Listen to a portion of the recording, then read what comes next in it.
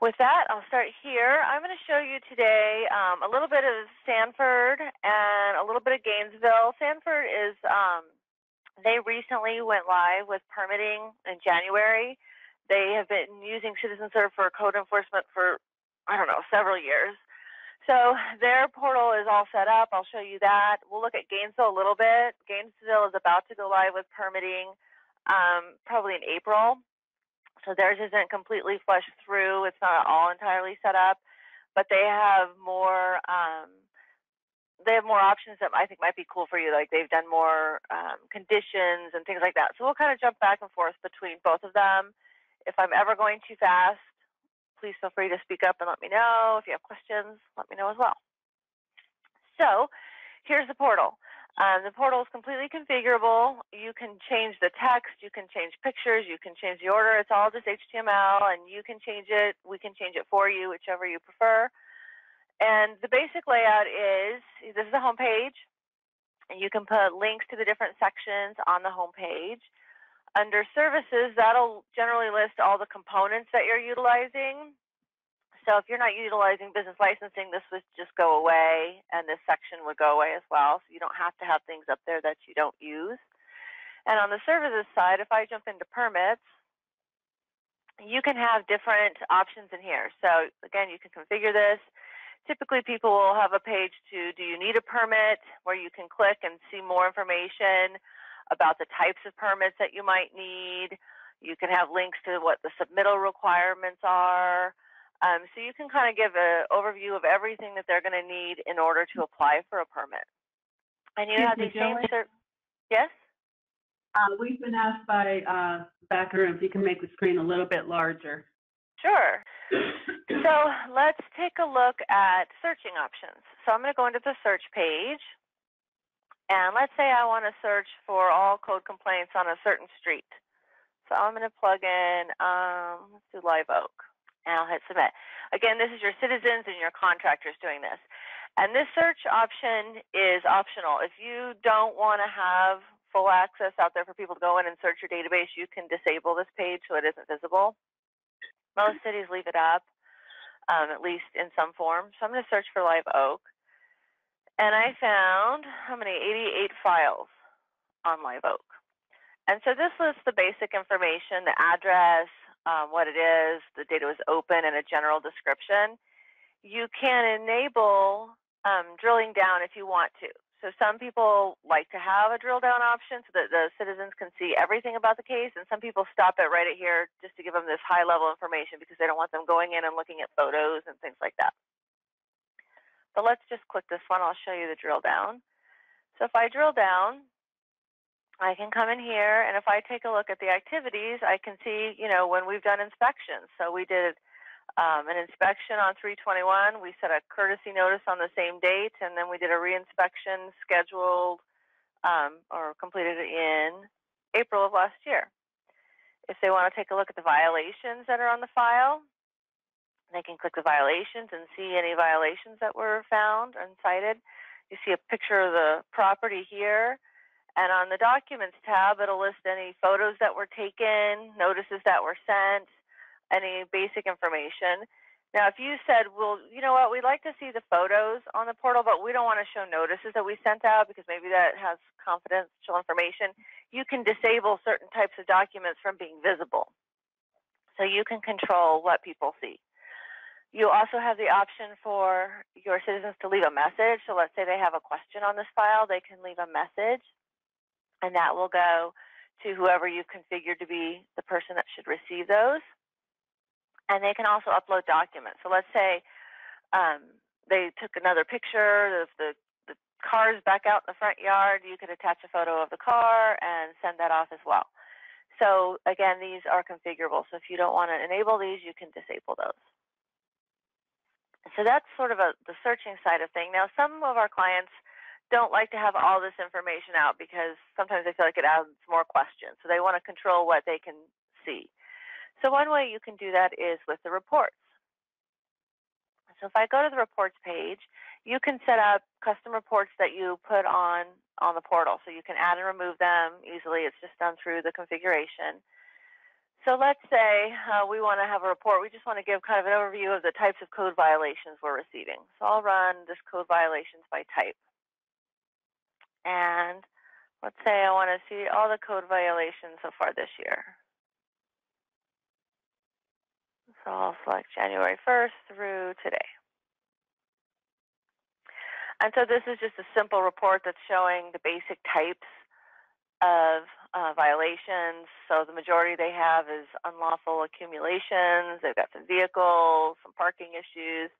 So this is just an informational type of a report that you could put up on the portal to give information to your citizens.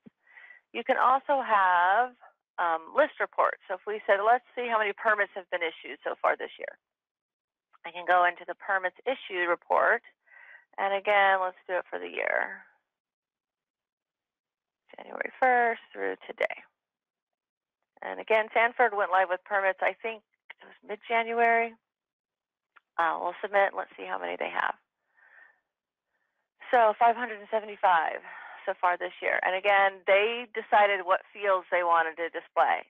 So they just said address, permit type, subtype, and description. If they wanted to put valuation in here, they could have. If they wanted to put the contractor's name, they could have. If they didn't want to show, certificates of appropriateness, they could take those out. So you control this report and the information that's displayed, the order which is displayed, everything about it. You can let your citizens print these reports. They can also export them to Excel. So they can open them up in Excel. And if you enable the drill down, then they can drill down by clicking the permit number link. You can also have map-based reports. So let's take a look at the same information, but on a map. So let's say January again through today. And so this is just showing a map of all the permits that have been issued. So they've grouped it by the basic type of permit, whether it's addition, new, alteration, or roof.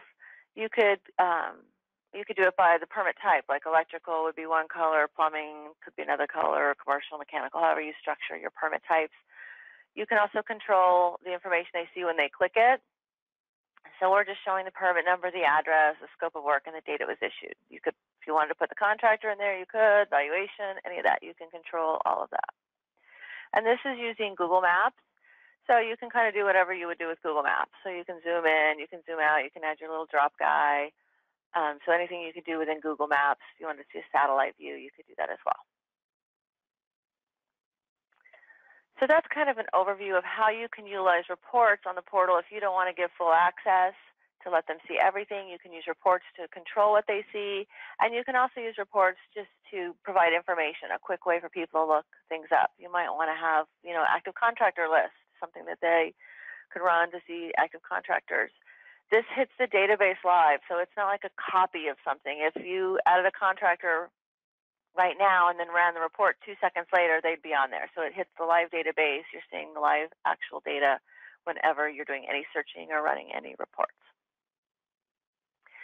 And the portal is, as I mentioned earlier, completely configurable. So if I wanted to, let's say, let me go to the home page. I'm on our test site, so I'm able to go in and make changes to their portal without actually affecting Sanford. So let's just go in and take a look at how you can configure this, the portal. So I'm going to jump over here to CitizenServe. Now, when you see the CitizenServe logo, that means I'm in the internal application that your staff would use. When you see a city logo up here, that means I'm on the portal that their contractors and citizens use. So let's jump into CitizenServe, and I'm going to log off, and I'm going to go in as Steve.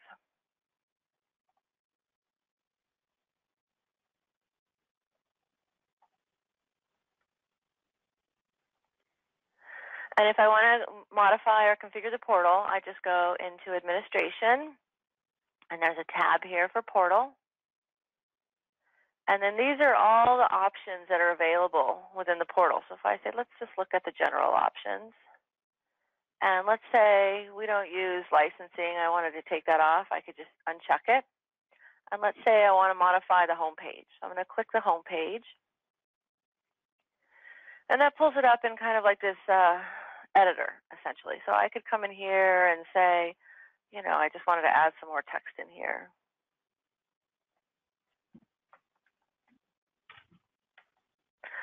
And maybe, I wanted to underline something. So you can change whatever you want. You can control the pictures, do whatever you need to there.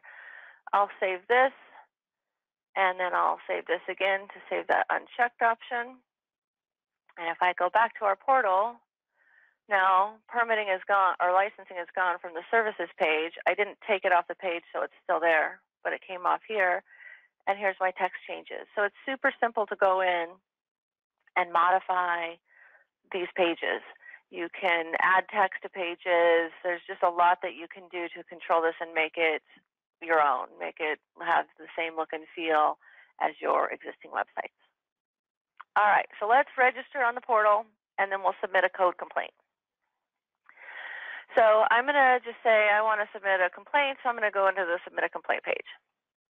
If I've already logged in, it'll take me to the page where I can fill out that form. If not, it's going to bring me to the login page. So I can log in here if I have an account. If not, I can click register now. So I'll register. And then we have different registration types. So typically you see things like, citizen, property owner, contractor, things like that. You can also set up anonymous registration types if you'd like. And then you can set the privileges that you'll allow an anonymous account to do. So for example, you'll probably let an anonymous account submit a code complaint or a general request, but you wouldn't let someone anonymous apply for a permit because you need to know who they are. So if you want to accept anonymous code complaints, you can, but again, no anonymous permits. So I'll be anonymous for this. And let me just put in an email address.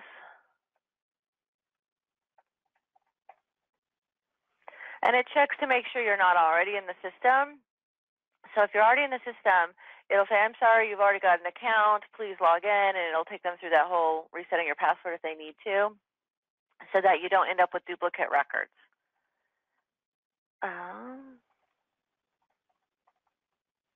So if it's anonymous, they don't have to provide their email. This little question mark gives you additional information. So since it's anonymous, it tells them you don't have to give us your email, but if they'd like to get updates, like when the case is closed or open, then they can submit their email. If they didn't want to do that, they could leave it blank. And then they have to create a username. So I'm just going to be, let's see, today's Tuesday.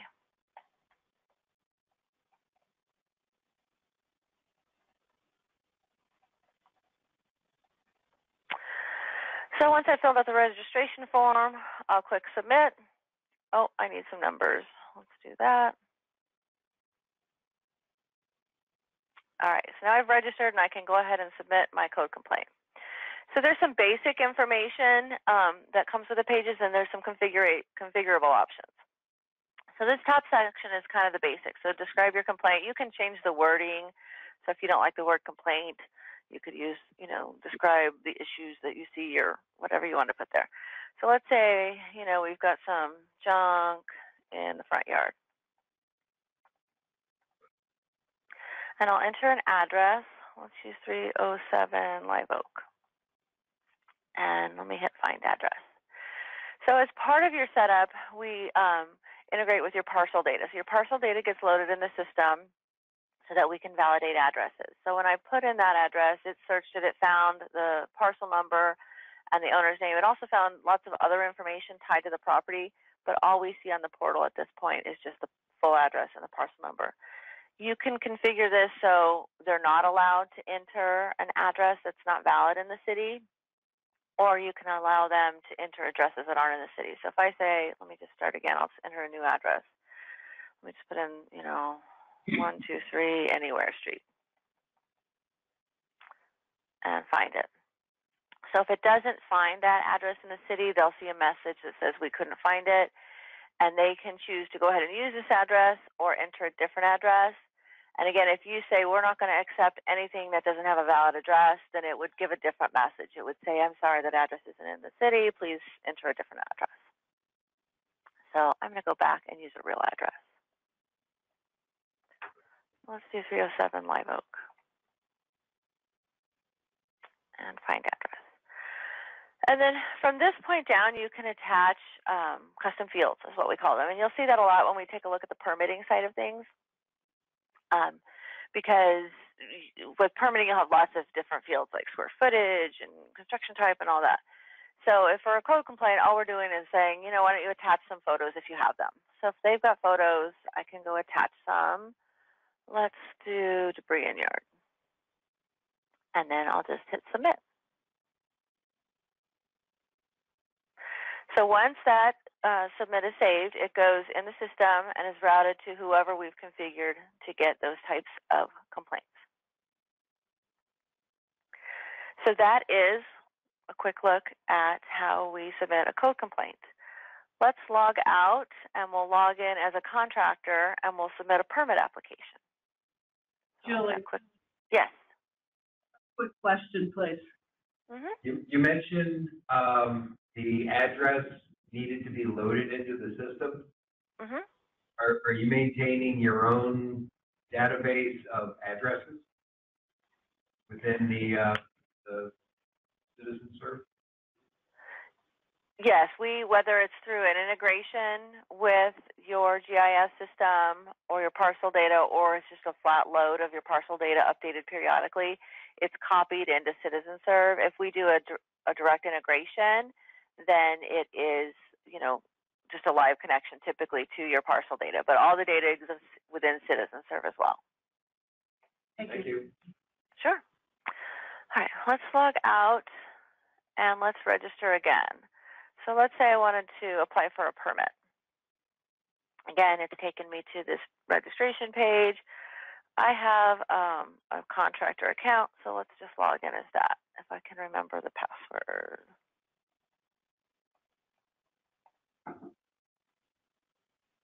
All right, so when we get to the apply for a permit page, first thing it asks for is the application type. These are configurable. These are going to be whatever your application types are. So they're going to be your building permits, your electrical, any other types of permits you've got. So they've got, you know, public art applications and right-of-way permits and temporary signs. So whatever your permit types, this is the list that you'll see. So let's do a residential building permit.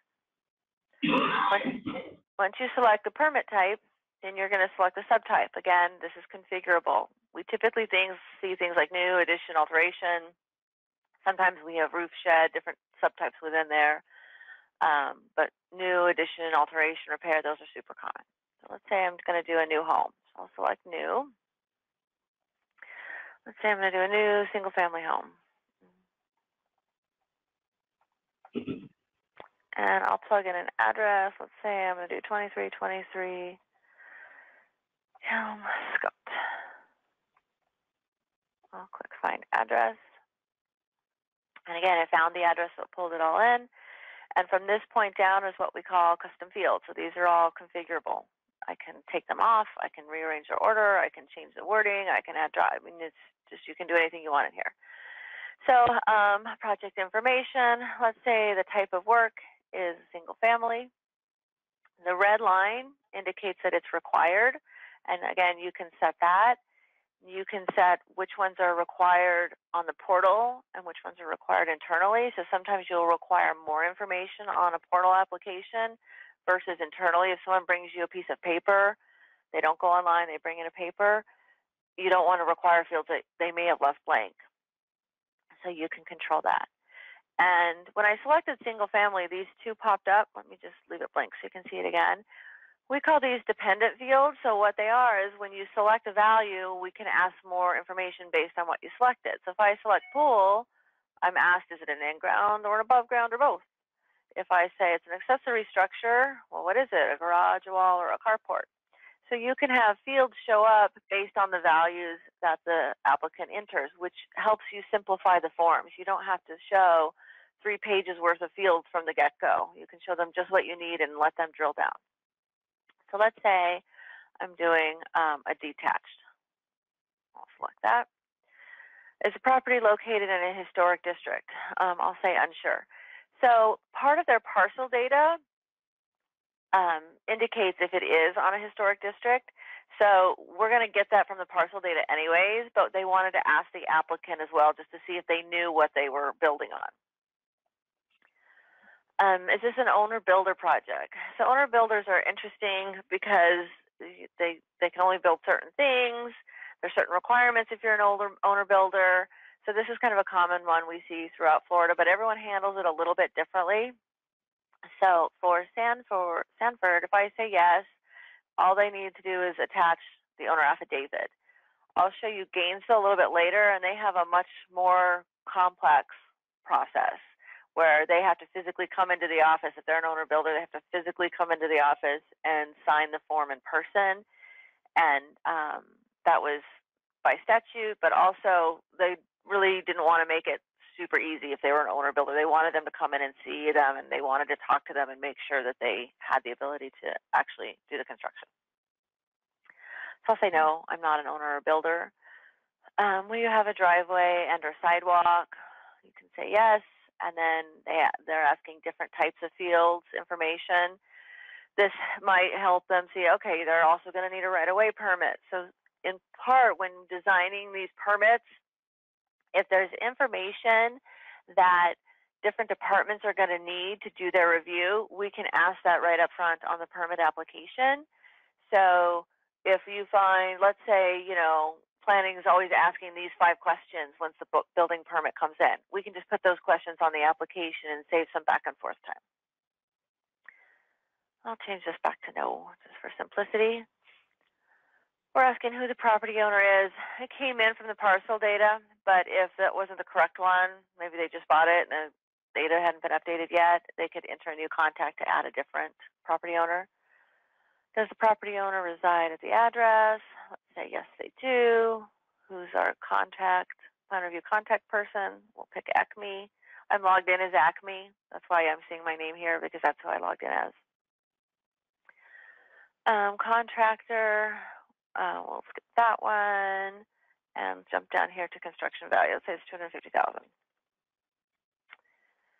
And then they're asking for building plans and a copy of the contract.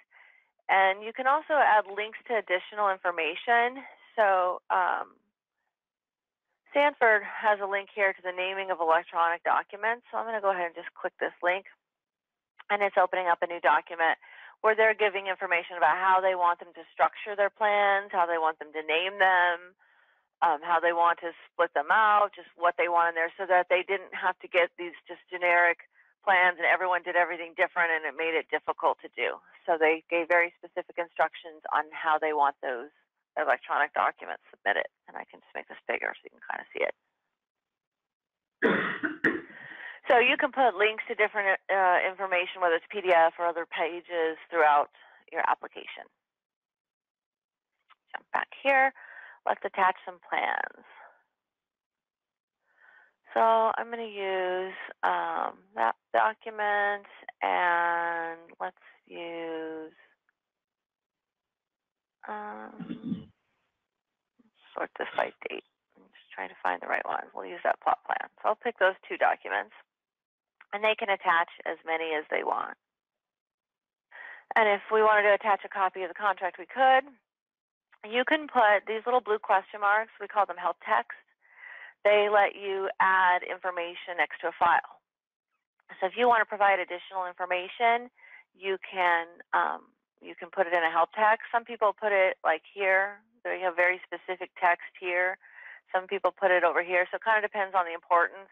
It helps you just keep your application simple and clean, but still providing information to assist in the application process. So I filled out the form. Now we're into the application submittal. Here's kind of their terms and conditions that they need to agree to. And Sanford, all they've had here is just an I agree to all stated terms and conditions. Some cities have a enter your name. Some cities like to have a signature field. You can do that however you want. And the applicant can at any point in time come down and click Save for Later. So if this is a long application and they have lots of plans and documents that they have to attach, they can save it for later, and it goes up in their cart so they can always get back to it. And then when they're ready to submit it, they can hit Submit. So let them save things as they go. So I'll click Submit, and that's going to save our permit application and assess our fees and collect the fees, take them to a payment page to collect fees if there are fees that need to be paid at this point. And there's lots of configuration that you can do around those fees. So you can say, we don't want to collect any money up front. We just want to collect plan check fees up front. We want to collect everything up front. So you can determine how much. Most people just collect the plan check fees up front. Some do all of it. Just depends on, your process and how you collect money today. So I've got the payment portion disabled just because I don't want to take tests or payments on tests. So I'll hit OK just to that. Normally that's, it would bring us here to the payment page, and you can fill out your payment information. And when you make a payment online, this page just collects the basic card information, and then when you hit submit, it sends that information to your payment processor. We don't retain any of that data. It's encrypted as it's sent over. We don't retain any credit card information. It's not saved in the database. All we get back is an authorization code. Yes, the payment's been collected, and the amount. So there's our overview of the online portal. Any questions on the portal? No questions yet? Not at this time. All right, cool. So let's jump into CitizenServe, and let's take a look at how do you start to process this information. So I'm going to hit log off, and I'm going to go in as Monica.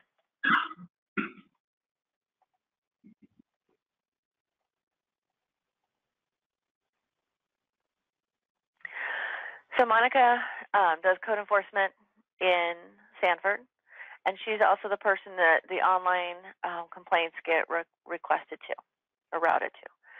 So in CitizenServe, this is my home page. When I log in, I'm going to see my task list. This is kind of what my to-do list is every day. And again, this is a test database, so there's lots of old data in here. She probably doesn't normally have 70 inspections sitting on her list, but she may. So this is your task list. This is going to show you everything that you need to do. And so if you're an inspector, you're going to see things like inspections. If you're a plan reviewer, you're going to see plan review type tasks. So based on your role, you'll see different things on your task page. So let's first just find that complaint that just came in. I'm going to come filter by, I just want to see the due ones. So here it is. These options here let you filter information to see what's on your task list. So because she had so many, I wanted to just see the new information. So I clicked, the blue ones are just the due ones, the red ones are overdue. So I knew it would just pop in here since it was a new one, it wasn't overdue yet. So this kind of helps you, if you have a big list, filter through just to see the things you really need to get to right away. So here's that online complaint. I'm going to pull up this file. And when I pull up the code file, these different tabs across the top here let us view different information.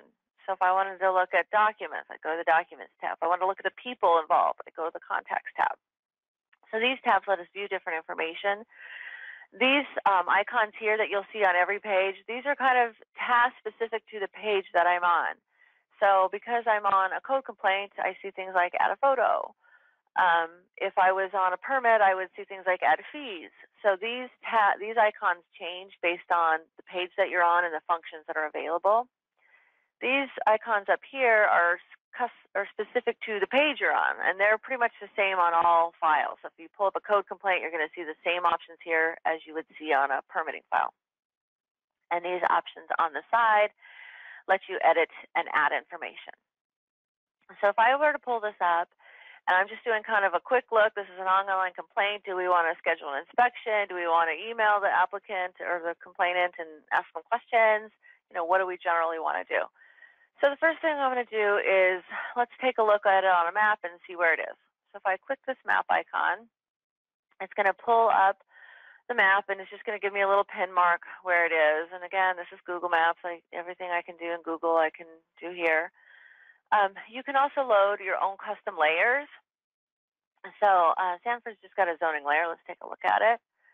So that just showed us all the layers. And if I click in there, it'll tell me what it is. Oh, that's an SR1. If they were just across the street in this blue section, they'd be a PD, or not blue, yellow. So you can load as many different layers as you want. Zoning is a super common one, but we see like parcel lines, we see districts, historic areas, just as many different layers as you want. And you can group them too, because typically there's, the top 5 layers that people want to look at all the time. And then there's the other 75 that you need occasionally. So you can put your primary ones in the primary layer section so that you have quick access to them. You don't have to scroll down through a list. And if you have any other layers, you can load them in the other layers. So that lets me look at it on a map. I also may see this icon. When you see, this is the other files icon. Let me make this bigger. I'm sorry, I forgot to, there you go, that might help. If you see this folder icon, that means that there's additional history on this address. Something else has happened on the address in the system. So if you click it, you'll just see a list, and this goes across all the components. So as long as you have access to view this information, you'll be able to see, okay, we've got some permits, we've got a business license, some more permits, we had a complaint back in 2015. This will give you the full history on this property. You can drill down on these. If you said, well, what was that complaint back in 2015? You can click that link to see it. And if you wanted to say, you know, there's a lot going on, I want to get more details, you can go to the view property information. So I'm going to click that. This pulls up just the basic property. Here's a picture, the parcel, the address, owner's name. If you go into this link, it'll pull up that full property. So you can see everything about that property. If you want to see every inspection ever done on this property, you go to the inspections tab. And it'll tell us, these are all, there's the camera icon, so I know that they're code files. So all of our inspections have been on code files. If you wanted to see violations on the property, you can go click the violations tab. So this information is across time. I mean, these don't go away. One of the things that you had on your list for today was to talk about archiving. We don't specifically archive. The value of keeping the data is good. It's good to be able to see, hey, there was a permit issued for this random thing back in 1990. We keep all of the data. We don't delete it. We don't archive it. It's all there. If you wanted to archive it, we could create a custom process to do that. But usually it's helpful to have the information there. You could see all of the documents ever generated. So, you know, just this is your big picture to the whole property and everything that's ever happened to it. So let's jump back into our code complaint. I'm just going to click that link. That brings me back to my code file. So let's say Monica's done a little research and believes that an inspection should be done. You can do different things here. Some cities will send out a letter as soon as a complaint comes in that just says, hey, we received a complaint. We're going to stop by. And they find that that helps bring things into compliance before the first inspection, so you only have to go out once. Some don't send a pre-notice. They wait, they go out, and then if they find a violation, they send a letter. That just will depend on, you know, what your processes are. But let's say we want to do an inspection. So I'm going to come in and just complete this online complaint. And I'm going to just say it's complete. You can control these statuses. So you might want a status of inspection scheduled or, you know, not a valid file, case closed, whatever you wanted to do. I'll just say complete there. And now I'm going to schedule the inspection by clicking the add follow-up icon. So all of these icons, as I mentioned, are things you can do on this page. And if you're new in the system, you don't really know what the icons mean. If you mouse over them, you'll get text that tells you what it means. You can also get click the three gray bars, and it'll show you the same menu just with the full text. So I'm going to click Add Follow-Up, which is going to save that activity and let me schedule an inspection. I'm going to do an inspection, and let's say I want to go out, I don't know, by the end of the week. I'll just pick the 8th and save that. So now if this person calls in 10 minutes after they submitted the request and says, well, what's going on with my request? You can pull it up and go to the Activities tab, and you can say, okay, we've got the request, and we've scheduled an inspection for later this week. So anyone who has view access can come in and take a look at this and see what's happened. All right, let's go to the home page, and let's take a look at inspections from the code enforcement side. We'll also look at inspections on the permitting side this afternoon when we get into workflow and the begin to end process. But let's take a look at how we do inspections on a code enforcement case. So I'm going to go back and show all of my tasks. So here's my task list. I can just work from this list. I can print it out if I want to, or I can take a look at it on a map. So let's click the map view. That's going to pull up all of my inspections. Let me zoom out. Show them on a map so I can decide, you know, my office is over here, I'm going to start here and kind of work this way through the city. You can click these to see more information. You can, if you do both reviews and inspections, you can uncheck reviews to say, you know what, I just want to see the inspections for today. So that, because you're not going to drive out to do a review typically. So you can filter this list based on the information that you need to do. So let's go do an inspection on, I always use my scroll bar. They took that out on Google. It messes me up all the time. Let's go do this one. Here's a reinspection. Oh, for no BTR. All right, let's go do this one. I'm going to pull up the inspection activity. And your inspectors can do all of this from the field with an iPad or any kind of tablet. Everything I'm getting to, they can get to. They don't have to install a separate app. There's not like a download data. They have full access to everything. So let's say I did my reinspection. I found some violations. I'm going to take some pictures and send a notice. So if I had a camera, if I was on a tablet, I would just click the take a photo, but I don't have a camera on my computer, so I'm going to add a document. So I took a picture with my extra camera, and I'll just select some files to load. So let's load. I have a couch in the yard, and I have a snowbank, because that's super common in Florida. All right, so we'll attach those two photos. If you want to put in a description, you can. Typically, the picture names are things like I-55211. So the description helps you put just information in there so that you can find it easier without looking at every photo. So I'll save those two photos. And then I'm going to attach a violation. So I don't have my violation icon here. I'm going to jump back to a different one. This reinspection type's not set up right. I'm going to go grab a different one that's an inspection so I see the right icon. Let's do this one. Ooh, rot above the front porch. That's nice. All right, so let me add photos again. So I'm going to click the add document, and I'm going to pick the couch and snowbank.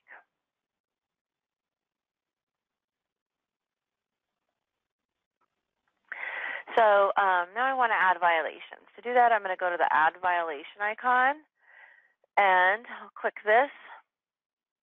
And there's multiple ways to enter your violations. So this is the single entry method. So from here, I can select a violation from the code dropdown. This is going to list all the codes, which some people know these by heart, some people don't. I can select them by the description. I can also filter this list. So if I have a lot of violations, like Sanford does, there's several in here, I can say, you know what, I just want to see the violations that are in the IMPC. And then I get a smaller list. So let's say we've got some infestation issues. When I select the description, it selects the code. So if I'm a person who knows the codes, I can go grab a code. If I don't know the codes, I can look at it by description, and they're tied together. So I don't have to know both. And if I'm not sure this is the one that I want, I can click the ... which will show me that full description. And this information can be printed on your notices. You can also, if you want, add a corrective action. So if you've got a generic response to this is how you correct this, you can plug in a corrective action for your violations, and those will print on your notices. So let's select that, and I'm going to say I want to go back out in 2 weeks. You can also use, this is a single violation entry. So I can hit save or save and add another if I want to add another violation. So I'll hit save and add another. And because I selected a follow-up date, it's asking me, hey, you've selected a follow-up date. Do you want to schedule an inspection for that date? And if I say yes, then it'll automatically schedule it.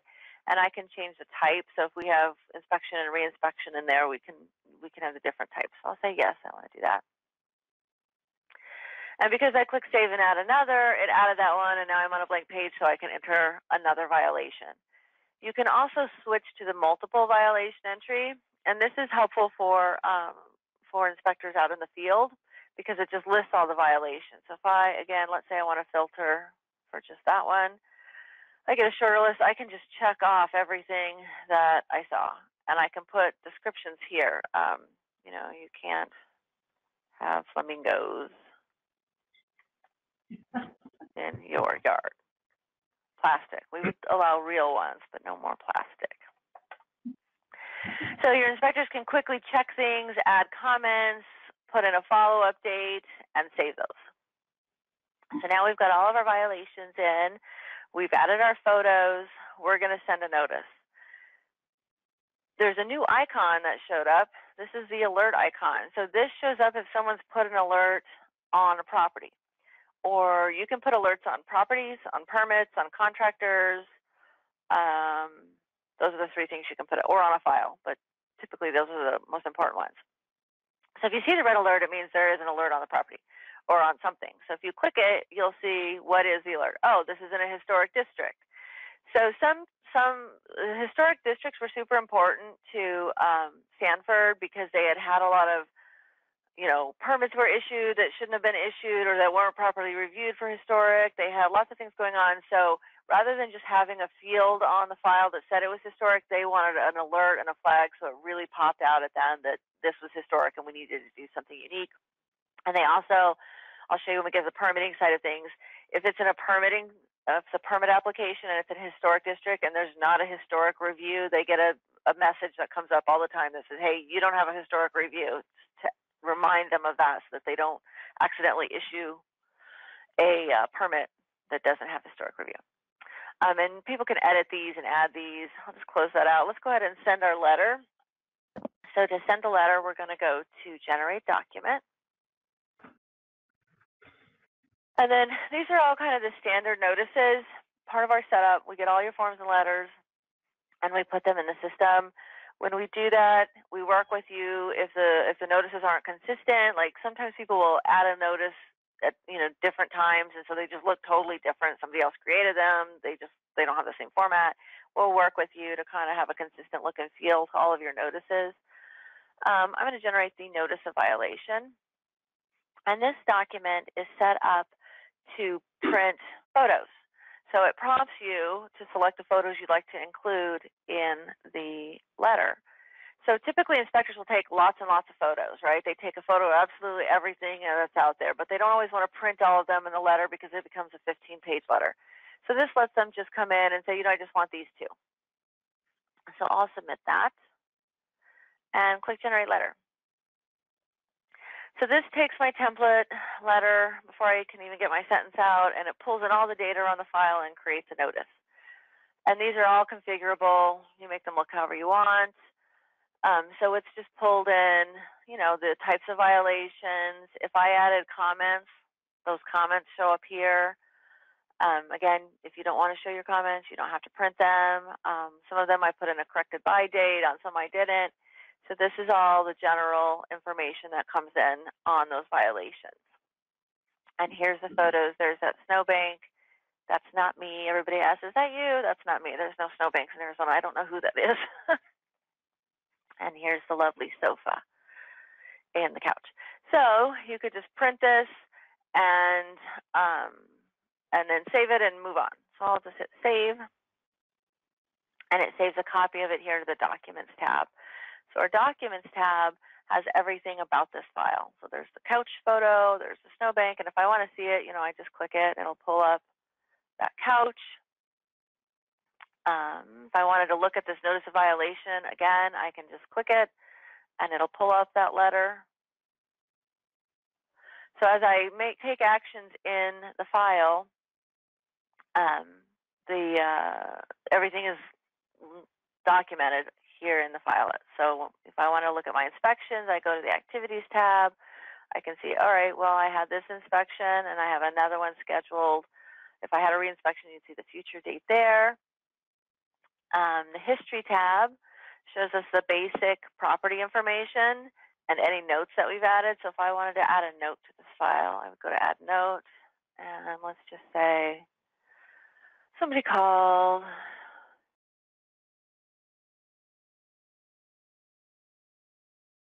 So you can put whatever kind of notes you want to put in there. And anybody who has access to the file can add notes. And below that is kind of our audit trail. So everything that you do gets tracked in the system. So we added a contact, we added an inspection, we added some photos. If you delete information, that will get logged. So if I said, you know what, let's go delete a violation. I'm going to get rid of the garbage containers. Yes, I want to delete it. And if I go to the history tab, it'll say, you know, Monica deleted this from this file. You can configure access. So typically we recommend that you don't give users delete rights because they accidentally delete things. So you can configure who can delete, who can edit, who can view, who can add fees. So if you have some people who are responsible for taking payments and others aren't, those are different security levels. There's also a separate option for deleting the entire file. So sometimes we'll give people access to delete, you know, like their inspections or things within the file, but we don't want them to delete the whole file. So that's a separate setting. So if I try to delete the whole file, it like triple dog makes me say yes, I'm sure, and you have to yes, but people still accidentally delete the file sometimes. So we typically don't recommend giving delete out to everybody. So let's go back to our home page and let's do another inspection where there were no violations and we want to close out the case. So I'm going to pull up this inspection. And you see those alerts here too. I forgot to mention that. You see on your inspection list, you'll see the alerts. So you can see a lot of these are historic districts. You can add other types of alerts too. Let's pull up this one and we'll add an alert and then we'll complete it. So let's say there's a dangerous dog on the property. So I can go under add alert. And I can add the alert to just a file. So if I add it to the file, then I'm only going to see the alert if I put this specific file. If I want to add it to the property, you know, dangerous dog. If I add it to the property, then anyone who does anything on this property will see that alert. So if it's something you want to put across the whole system, you add it to the property. If it's something not as important but important to this file, you can just add it to the file. You can also add it to contacts. So I'll show you when we get to the permitting side of things. You might add a flag to a contractor because something's going on with them that you want everyone to be aware of. So I can save the alert. And then if I click the alert icon again, then I'll see that there's the two different alerts. So you can add as many alerts as you need. So let's say I did this inspection. There were no violations found. I'm going to complete it. So let's say the violation is corrected.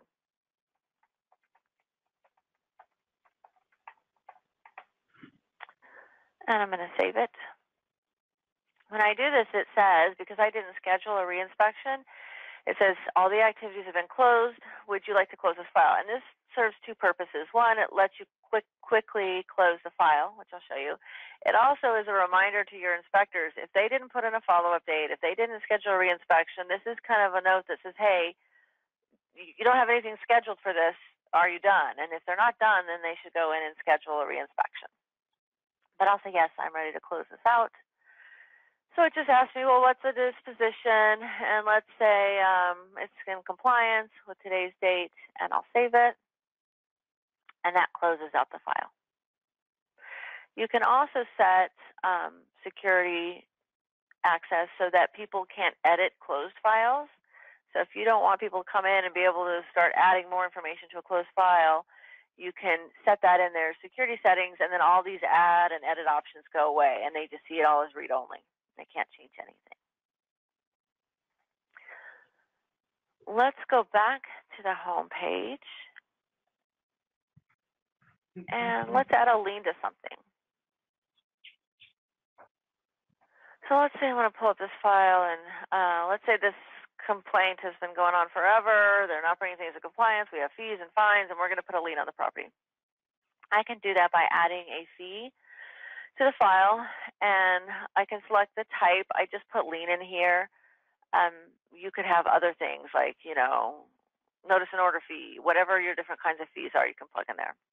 So we're going to plug in a lien, and I don't know, we'll just put in an amount of $15,000 is the amount of the lien, and let's say it's filed. You can type in, lots of additional information, notes, if you've got resolution numbers, all this information you can plug in. If you charge an admin fee on top of things, you can add that. So I'll save this lien. And if they are making payments towards that, you can come in and add payments by clicking the credit card icon. So let's say they've done a partial payment. I don't know. Let's say they did $100. So you can add as many different payments as you need. So if they're paying this down, you can add all of that. One of the things, if you wanted to do any integration on the lien side of things to send this information to other agencies to track the lien, to collect on the lien, you can do that through a separate integration. You could have a report that you run that you export. So you can do various things in terms of tracking the lien or sending the lien information to other folks. So that is an overview of the code enforcement side of things. Any questions on that? I have one in back. Go ahead. For the lien tracking, does that calculate per diem and interest? It can, yes. If you set it up so that if you're doing if there's a daily fine that goes in there, you can do that. If you're tracking interest, you can add all of those fees in there. And I'll show you more of that when we get on the permitting side of things, because I have more calculated fees kind of set up on the permitting side of things. One more question. Yeah, actually, I've got about 3 or 4. You said about using Google Maps for locating where the inspections are and so forth. Mm-hmm. Does it have to use Google Maps, or can it use our GIS? Because we have new subdivisions that aren't going to show up on Google Maps. If you do an integration component with your GIS to utilize your GIS maps rather than the Google Maps, then yes, you can switch that out so it shows your maps. Sanford's just using the Google Maps, which is there's no extra cost to use the Google Maps. So that's kind of what comes with it. But if you wanted to show yours, then you could do an integration for that. Second question. Can you use the maps for generating the best routing of inspections? You can create a report. So I'll show you some reports later on in our call. But you can use reports to create a custom report that shows you trip routing. I don't have that set up in Sanford's. I can't show you, but you could use it through reports. So the inspector can automatically have his list of inspections routed based on best route. Right, and with a starting point, so you could say, I'm starting here, and show me the best route. Okay. So that is possible. Yes. Next question is you talked about ICC code sections. Mm-hmm. Did you ever integrate it with Florida codes? Well, the codes that we load are just dependent on whichever codes you want to use. So if you've got specific codes, we'll load whatever you've got. So we actually import the codes and put them in the system. We don't connect to outside sources for the codes. So let's add a violation here and look at some of those codes. So Sanford's got a ton of different violations.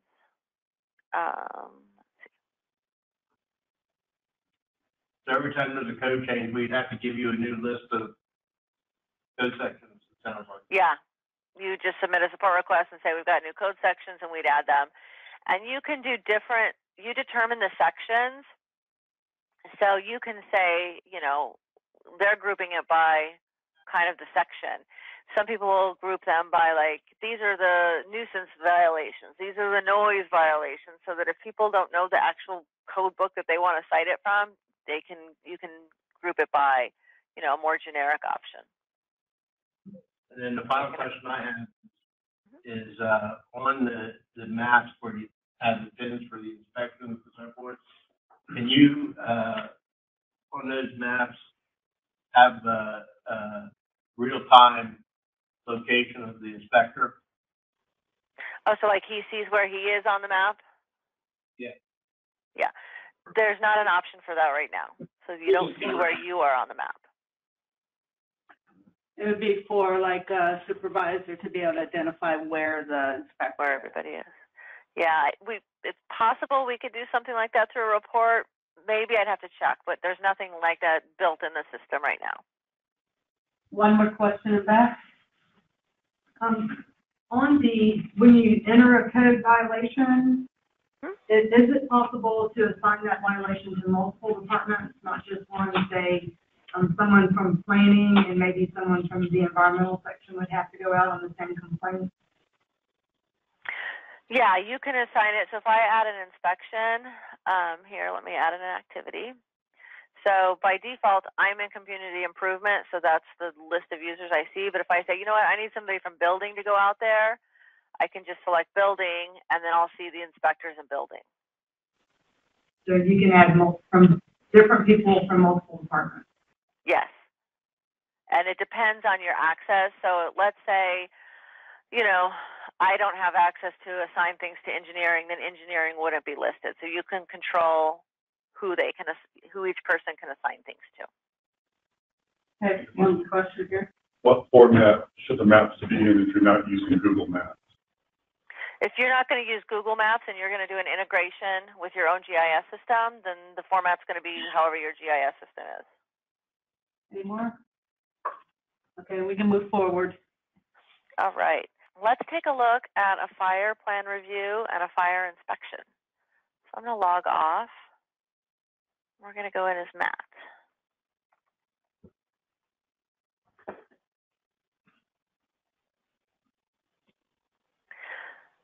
All right, so Matt has inspections and reviews. So he's got some fire plan reviews under his tasks, and he's also got an inspection down under inspections. So again, he can use the map feature if he wants to look at them on a map. He can use the list. He can print them. You can sort these. You can do kind of whatever you want to within here. Let's do a fire plan review first. So I'm going to click my fire plan review, and I'm going to pull it up. And so this is a tenant improvement for an interior self-storage facility. If he wants to look at the permit application, so things look a little bit different because it's on a permit file rather than a code file. So if I want to look at the permit, here's the permit number right here. I can click the ... which is going to open it up in a new tab so I can take a look at, well, what is this permit application for? So I can look, you know, kind of at all the different information that was filled in. I can look at all the plans. And I'll get more in depth in this in our afternoon call where we actually go through the whole workflow. So I can click with the plans and do markups. But let's just be very simplistic about it. And let's just say it's approved. So I can put approved and plug in my completion date and be done with it. So I'll save that one. And that takes it off my list. So if I go back to my home page, let's do another one. Let's do this one. You can create a list of common comments. So if I click this book icon, it's going to pull up all of the comments for a fire plan review. And you can have different sections. He's only got the one for fire prevention, but when we do some other department reviews this afternoon, you'll see there's more options in there. What the comments are there just kind of a pick list of comments that you can add so that you don't have to type these things out every time. And this is typically, you know, an interesting part of our setup. People either have these comments and then we just load them and it's super easy, or they don't already have them. And it takes a lot of time to kind of construct this list because different people have different lists. And we'll see that with Sanford. They really didn't have common comments. Like Steve had his own list and, you know, Matt had his own list. And so we set them up that way so that they could continue to just use the list that they were used to. But it's an opportunity to kind of consolidate those things and have some consistency. But it kind of depends on how you're doing it today in terms of what's the best transition method. So I can just check some comments and I can add more information here. So I'll do all caps just so you can see where I'm typing and something else. And this is just part of your browser. So if you have a misspelling, it will underline it for you. So you have spell check built in. And so I check a few comments, and I can also hit add a comment. So if I wanted to add my own custom comment that wasn't in the list, I can add that, and I'll click Save. So it pulls those comments down into my comment list. So let's say I'm going to say my submittal is corrections requested, and I'll plug in today and save it. Now there's different ways you can do these review comments. You can have each reviewer send their comments back to the applicant. They can either physically send them, by clicking an icon and either generating a letter or sending an email, or they can go automatically when they complete it. Or you can wait until all reviewers are complete and send the comments out in one batch. And we'll kind of go through that this afternoon as well. So I'm going to save that. So there's just a simple fire plan review. Let's take a look at a fire inspection. So I'm going to go back to my home page, and here's an annual fire inspection report.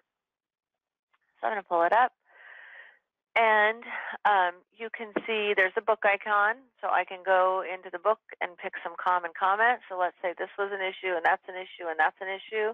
So the inspection checklist works similar to the review process. You have a list of standard comments that you can go in and select and have those pull in to your inspection report. You also may see this lightning bolt. The lightning bolt only shows up if this is a reinspection and the last inspection had comments. So if I went out and they failed and I added comments, I could click this icon and it'll pull all of those comments in. So I can see, okay, they corrected that, and they corrected this.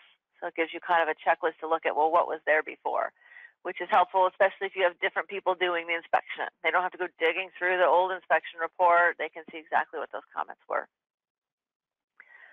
So let's say that these, they still failed the inspection, and I'm going to mark that I did it today, and I'm going to email them an inspection report. So I'm going to click the send email icon.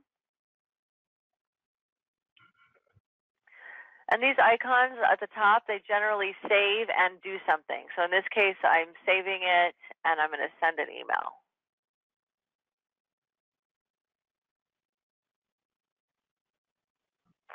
So in the email template, I have different email templates. I'm going to select the fire inspection report. And I could click the ... next to the 2 to select my recipient. So up at the top, it'll list all the people on the file. And then you can have external contacts. So let's say you were emailing these to outside agencies all the time. You would want to create it. They're not a user in the system. They're just an outside agency. You could set up external contacts. And then it'll also list all the users that are on the file. So this is me. I'll just use that to save it. And normally you just hit send, but I want to show you what it looks like. So I'll click preview. And you can make these look however you want. This is just a generic kind of a email template that just says it's a fire inspection. We've got the license number, the address, the business name, and then all those comments that we listed on there. And you can, again, make this look however you want. You can just hit send, and it'll send that email. You can also set these up to go out automatically so that if your inspectors are out in the field on a tablet, they just fill out the form, hit save, and they're done, and the system will send the email for them, so they don't have to go through that step. Sometimes when we first start, we have inspectors manually sending them because we want them to know what they're sending. We want them to look at it so that sometimes it's confusing when you don't know what you're sending and things are going out. So sometimes we'll have that be a manual task that they send them just so that they're in control. But you can also have them automatic. So I'll hit send. That will send the email out, and it also saves a copy of it. So if I go to the Documents tab, someone wants to look at that inspection report, you can pull it up right there and see the inspection report. So that's an overview of the fire plan review and fire inspection. Any comments on that? If you have questions, we'll get one faster. A couple quick questions. The standard comment list that you mentioned, is that modifiable by the user? You adding, deleting, modifying the comments? If the user has access to admin, then yes, they can modify it. you can't add them on the fly here, and the reason for that is that sometimes when you allow people to just add things here really quick, you end up with duplicates and not thought through kind of things. So if you have access to do it, you can go into admin and do it. So yes, you can add things to it, but you don't do it right from this page. So you want to be thoughtful about adding those. And you can also, oh, I'm sorry, go ahead. You finished that? I was just going to say, you can also send them to support. So if you're in here and you're like, oh, I want to add a comment, you just do submit a new support request, and then you say add comment. You know, you could copy and paste it in here and hit submit. That goes into our support center, which we'll show you a little bit more about that as well. And then our staff will add it for you, usually within the hour, typically, sometimes quicker, sometimes longer, but usually it's pretty quick. Also, can the activities, the plan reviews themselves be assigned to different users? Yes. And when we get into this afternoon, when we kind of go through that whole walkthrough of the plan review process, we'll see some of that. So you can assign it to different people. Matt's the only user in Sanford's fire department in terms of CitizenServe, so there's only one person listed, but you can assign them to different users, yeah. And there's also an unassigned activity queue, which we'll, again, look at this afternoon when we get into the workflow. If it goes, you don't have a set person assigned to do these reviews, like let's say you have 4 people and you kind of just pull from the list, whoever has time does it, you put them in the unassigned queue, and then those people who are monitoring that will just pull from the list. To the comment directly, just directly to the review, like can they respond in line with the original comment? The response is typically a separate process. So we're going to, usually what most people do is they send out an email that lists all the comments, and then they can go on the portal and look at the plans with the comments marked up on them, and typically they resubmit. So they resubmit their responses, updated documents or plans. They don't respond directly to a specific comment. Thank you. Okay, any other questions? Yeah, I have 2 questions. Generally, like with fire inspections, there's a fee involved. Is there a way to do the fees from this fire inspection process?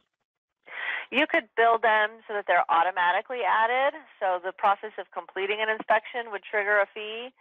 You could have that manually added, so the inspector goes in, looks at the permit or the license, and adds the fee.